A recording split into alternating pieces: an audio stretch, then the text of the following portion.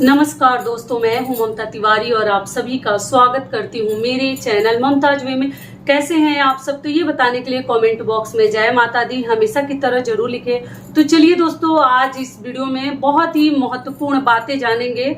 देखिए, बहुत छोटी छोटी बातें हैं, लेकिन फिर भी हम सभी लोगों को ध्यान रखते हुए ये कार्य करने चाहिए कि हमारे द्वारा ये सब गलतियां नहीं होनी चाहिए। तो घर के बरकत के लिए, सुख समृद्धि के लिए, तो ये सभी कार्य अगर हम करते हैं तो हमें कहीं ना कहीं सुकून मिलता है कि चलो हम कुछ गलत नहीं कर रहे हैं। तो वो कौन सी ऐसी 7 बातें हैं जो मैं आपके साथ शेयर करूंगी, तो आप लोग ध्यान रखिएगा, कहीं आप लोग जाने अनजाने में ये गलतियां तो नहीं करती हैं। तो इसी के ऊपर आज का ये हमारा वीडियो है। तो आप लोग बने रहिए मेरे साथ मेरे चैनल पर। अगर आपको मेरा वीडियो पसंद आता है तो प्लीज आप मेरे चैनल को सब्सक्राइब कर दीजिएगा, बेल आइकन को प्रेस कर दीजिएगा, जिससे कि मेरे वीडियो के नए नोटिफिकेशन आप सभी के पास सबसे पहले पहुंचे। तो चलिए शुरू करते हैं और जान लेते हैं सभी महत्वपूर्ण बातें, और लाइक भी जरूर कीजिएगा। तो सबसे पहला हमारा नियम है कि देखिए, हमें कभी अपने बच्चों को पैर नहीं लगानी चाहिए। देखिए, बहुत सारे लोग ऐसा तो नहीं करते होंगे, लेकिन कई ऐसे लोग हैं ना कि गुस्से में जाने अनजाने में बच्चों को पैर लगा देते हैं। ऐसे तो लड़कों को लोग बोलते हैं वंश को, ऐसे तो संतान हमारे दोनों हैं, लेकिन वंश को कभी पैर नहीं लगानी चाहिए। आप अपने घर के बड़े बुजुर्गों से पूछ लीजिएगा, वो आपका बेटा हो या बेटी हो, कोशिश करे कि कभी जैसे गुस्से में ना हाथ पैर चला देते हैं। जितनी माताएं हैं, माँ है गुस्से में, तो कभी भी बच्चों को पैर से ना मारे, जो कि बहुत अधिक खराब है। भगवान को भी कहीं ना कहीं दुख लगता है। आप डांट सकते हैं, बहुत गुस्सा है तो ऐसे तो नहीं मारनी चाहिए, लेकिन गुस्सा आ जाता है तो कभी कभी थप्पड़ वगैरह लगा सकते हैं, लेकिन पैर ना लगाएं। मैं तो कहूंगी कि वो भी ना लगाएं। जिसको जो बनना होगा खुद ही बनेंगे, जिनके भाग्य में जो होगा। सही रास्ता दिखाना हमारा कार्य है, बाकी भगवान पे छोड़ दीजिए। तो ये हो गया हमारा पहला नियम। दूसरा नियम क्या है कि झाड़ू, सूप, बर्तन और जैसे सिलबट्टा, ये सभी चीजें लक्ष्मी माता का स्वरूप मानते हैं। इन सभी चीजों को भी पैर नहीं लगानी चाहिए। अगर मान लीजिए गलती से आपके पैर से लग जाते हैं तो आप प्रणाम कर लीजिए। सेम टाइम प्रणाम करके आप क्षमा प्रार्थना कर लीजिए, माफी मांग लीजिए, लेकिन कभी आपको पैर नहीं लगानी चाहिए। वो किसी भी प्रकार का धातु का बर्तन हो। और सूप तो सब शहरों में तो कम ही मिलता है, गाँव में मिलता है सूप, सिलबट्टा, और ये जो पीसने के लिए चक्की होता है, इन सभी चीजों को भूल से भी पैर ना लगाएं। तो ये हो गया हमारा दूसरा नियम।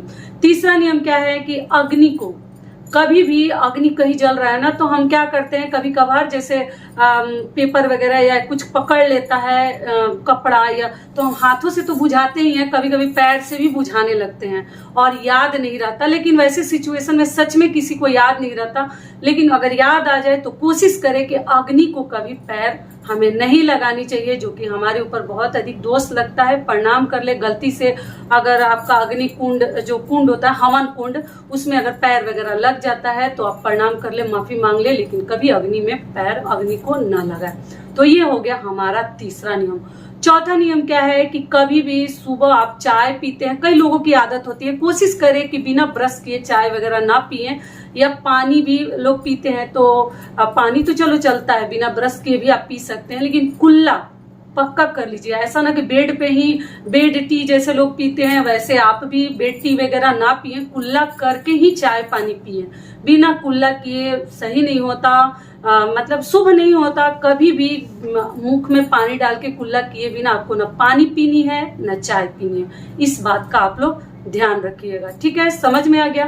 तो ये हो गया हमारा चौथा नियम। अगला हमारा महत्वपूर्ण नियम क्या है कि देखिए, जब कभी भी आप भोजन करने के लिए बैठते हैं तो हमेशा कोशिश करें कि आपका जो मुख है, फेस है, वो उत्तर दिशा की तरफ होनी चाहिए। दक्षिण दिशा की तरफ किया हुआ हर कार्य अशुभ होता है। दक्षिण की तरफ ना हमें भोजन करनी है, ना पैर करके सोनी है, ना हमें मतलब बुनाई करनी है, ना हमें पढ़ाई करनी चाहिए। किसी भी प्रकार के कार्य अगर आप दक्षिण दिशा के तरफ मुख करके करते हैं, या वो पूजा करना हुआ, जो कि बिल्कुल शुभ नहीं होता, और सोना सबसे अधिक खराब होता है, और भोजन करना मैं अपने लास्ट वीडियो में बता चुकी हूँ कि दक्षिण दिशा की तरफ पैर करके कभी नहीं सोनी चाहिए। तो बहुत सारी मेरी बहनों का कमेंट्स आया था कि दीदी सिर कर सकते, तो जी सिर आप कर सकते हैं। आप उत्तर के तरफ भी कर सकते हैं, आप पूर्व के तरफ भी कर सकते हैं, आप पश्चिम के तरफ भी कर सकते हैं, लेकिन दक्षिण के तरफ आप सिर कर सकते हैं, पैर मत कीजिएगा, ठीक है। इस वीडियो में देखिए मैं बता दी, आप लोग का बार बार कमेंट्स आ रहा था पैर मतलब बिल्कुल शुभ नहीं है, मरे हुए लोगों का पैर करते हैं दक्षिण दिशा में, आज खुलकर बता दी, ठीक है। तो आप लोग कभी भी दक्षिण दिशा में पैर करके न सोए न खाएं। तो ये हो गया हमारा नियम। और अगला हमारा महत्वपूर्ण नियम क्या है कि देखिए, जब कभी भी आप भोजन करते हैं तो बेड पर ना खाएं। कई ऐसे लोगों की ये बुरी आदत होती है कि देखिए, एक तो मजबूरी में लोग खाते हैं, एक ही कमरे में रहते हैं, बिल्कुल छोटा कमरा होता है और उसी में लोग रहते हैं और उसी में भोजन करते हैं। बहुत अधिक जगह नहीं होने के कारण, स्पेस नहीं होने के कारण कई लोग बेड के ऊपर ही भोजन करते हैं।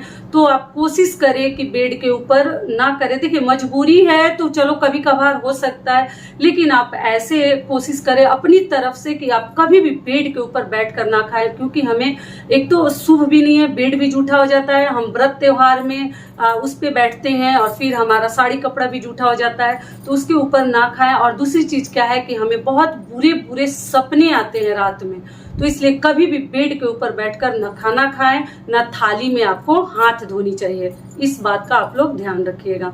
अगला महत्वपूर्ण नियम क्या है कि जब कभी भी कोई अगर जाता है आपके घर से, तो कभी भी एक तो झाड़ू नहीं लगानी चाहिए, उसके निकलते ही झाड़ू ना लगाएं, जो कि बहुत अशुभ होता है। मैं बहुत पहले बता चुकी हूँ, फिर भी आज याद दिला दे रही हूँ। और उनके जाने के बाद आपको तुरंत जैसे ना पीछे से कभी टोके ना, ठीक है। ये सबसे मतलब हमारी बुरी आदत है।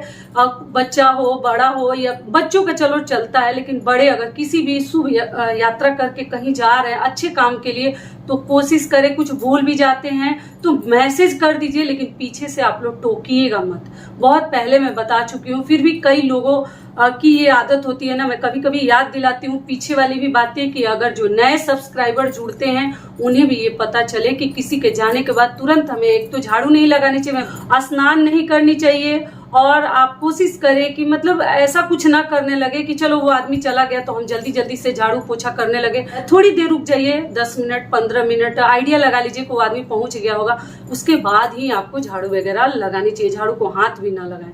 सारी बातें क्लियर हो गई, और टोकना तो है ही नहीं। यही हमारे कुल महत्वपूर्ण बातें थी। आशा करती हूँ, उम्मीद करती हूँ कि आप लोगों को इससे बहुत अधिक लाभ मिलेगा। फिर मिलती हूँ एक नए वीडियो में, तब तक के लिए नमस्कार। स्वस्थ रहिए, सुरक्षित रहिए, और जहाँ कहीं भी रहिए खूब खुश रहिए। और वीडियो पसंद आता है तो चैनल को सब्सक्राइब कर दीजिए और वीडियो को लाइक कर दीजिएगा। धन्यवाद।